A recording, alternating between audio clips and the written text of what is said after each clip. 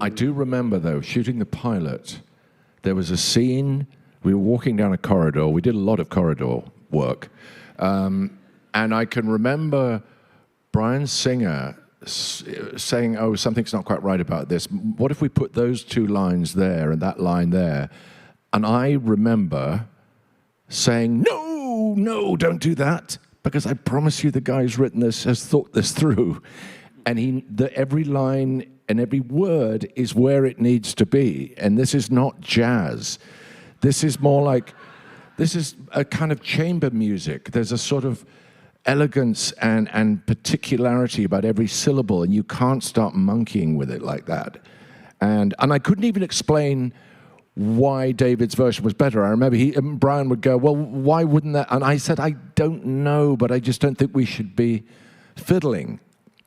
Because he's thought it through. I remember that moment vividly, too. I think that was the very first scene that you were on camera, I think. Oh, my God. And I remember, not film, but in the episode, it was the first scene where we introduced the character, but I remember that so vividly because I remember Bryan coming to me and saying, I think this scene could work better this way. I'm not sure it's working. We need to move this stuff up. And being an insecure writer, I'm going, oh my God, he's right. What can I do? I've got to say, we're in the middle of our shooting day and I've got to figure out what to do with the scene. And we were talking about it for a while, and then you came over and went, hey, what's going on? And we said, we're thinking of it. And you went, no.